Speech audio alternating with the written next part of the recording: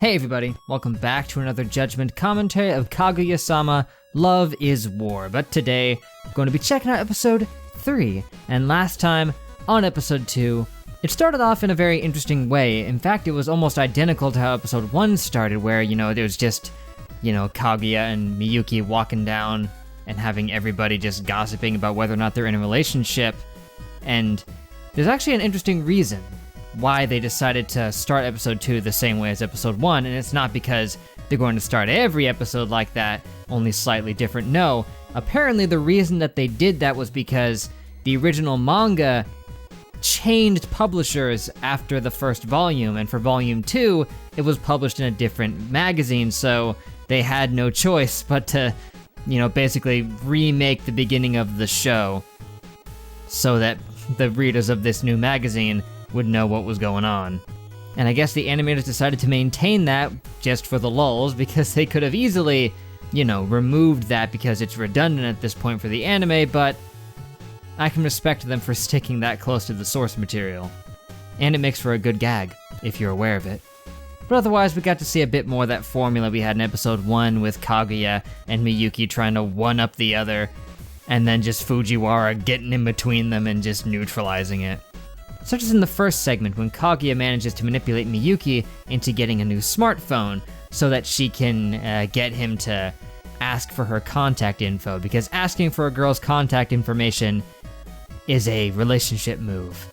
But of course he's aware of that, so he tries to make her ask for his contact info and flip it around on him, and he uses the trick of being like, oh, check out this cute baby picture of me, I made it my profile picture, to Fujiwara, and he's like, but I'm gonna change it in 3 hours, so you've got a very limited time to ask for my info to check it out. But then as things were heating up for them to decide the ultimate winner on who would ask for the contact info first, Fujiwara remembers that Kaguya doesn't have a phone that's even capable of communicating with Miyuki's, because she has a very old flip phone.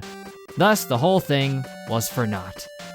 Dang, given that Kaguya set this all up, you'd think she might have thought of that herself, that her phone is too old to communicate with it, but to be fair, she has had that phone for a while, so she probably just wasn't thinking of that kind of thing. Heck, the second segment also utilized Fujiwara just neutralizing the scenario, because the second one was about trying to decide where they're going to go on vacation. Should we go to the mountain or should we go to the beach? And they actually swapped sides on that at one point, which I thought was funny. They both just convinced the other one that it was the right place to go, so then they just started fighting for the opposite angle until they decided to make Fujiwara decide. And Fujiwara decided not to go with either of them. Well, technically she did. She decided to go with the mountain, but she chose a specific mountain. A mountain of death. Yeah, neither of them wanted to deal with that, so dang. But at the very least, it also established a nice little character thing about Fujiwara, that she is apparently, just really interested in morbid things in a very enthusiastic and cheery sort of way. Like she's just happily sitting there pondering to herself about which dead person she might want to talk to via the use of a medium. 2 of which that she listed, in fact, they were the first 2 she listed, were Jesus and Buddha, so she made some very interesting picks. Also regarding Fujiwara, one of you pointed out that there was a quick little blurb of info that popped up in between scenes about her, and there were some interesting things in there too, such as that when she was young, her parents forbid her to play video games for some reason. And in order to try to circumvent that restriction, she started to get into rather niche hobbies. Such as her interest in that Death Mountain and the fact that she has a particular interest for German board games. So yeah, she's into some very fascinating and unique things, and I can't wait to see some more of that pop up at some point.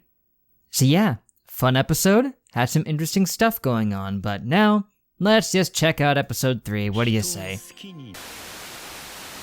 Oh, they got me so good, man. That first segment, or was it the second segment? I don't remember. I'm getting it mixed up now, but they got me good with that little kiss fake out. I never thought for a second, I never even tried to stop and consider that she just didn't even know what it was referring to. And that's the thing about it, is that it's entirely on me for not even stopping to try and think about it, because they set it up very well. They were intentionally vague with all of the details of it, Like, even just the way the original question was presented meant she didn't know what it really was.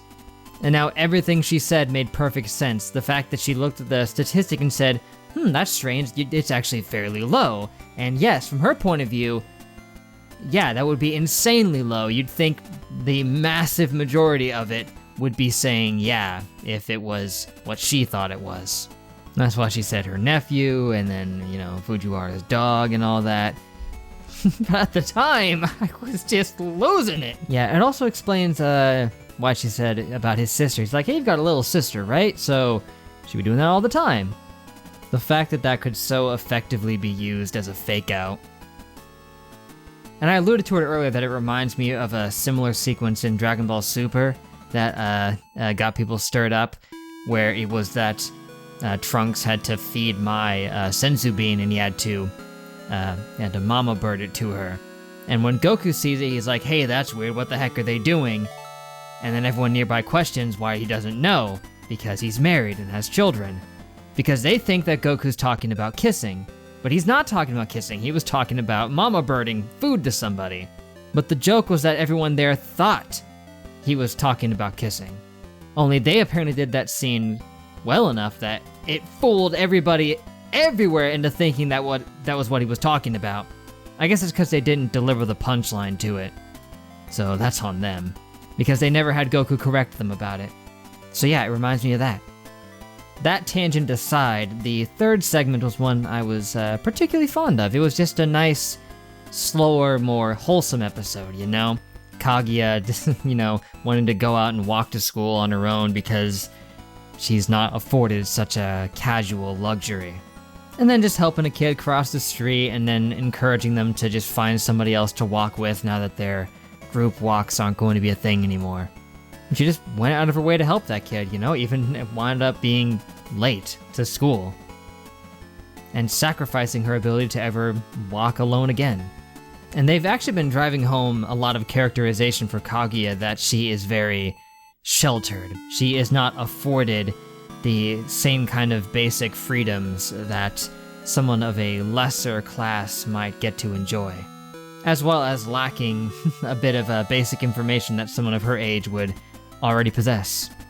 Yeah, it's your typical kind of thing you would expect of somebody who is a rich type character, that they're not given much freedom, they're always being constantly pampered, and they don't have much knowledge of the real world. It's your typical kind of thing. But the way they're deciding to show us that rather than tell us directly outright most of the time it's pretty good. That's right, I just checked back, and the second segment was the 20 questions one, and that one was pretty interesting too. Just the quick way Kaguya tried to fake him out. She was trying to make him think that she was talking about him, and he almost fell for it. He almost did. And I couldn't think of who else she was talking about, but I knew it wasn't going to be him, because then he was like, yes, this is a confession. This is a good confession, but then he realized, wait, even if it was me, she would be talking about as a person. Also, I like that it was a passable answer to just say, a dog, and not say which dog it was specifically. Although he did specify after she said it was correct, so yeah.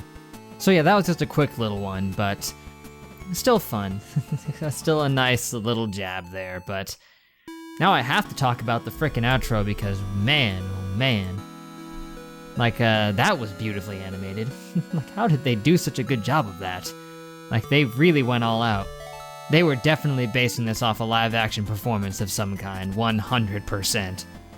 So yeah, great little outro they threw in there. Just really mixing it up. I wonder if there's an 8-bit remix of that song out there somewhere. I'll have to look. So yes, another good episode to add to the list. This one especially. I'm never gonna get over how they tricked me with that. Got me so good.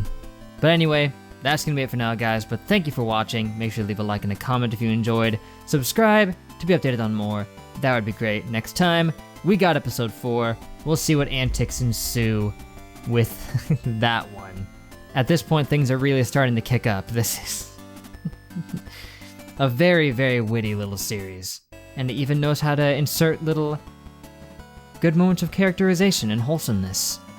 So yeah, real fun. Hope you guys had fun as well. and I do sincerely hope to catch you for the next episode, but till then, I will see you guys later!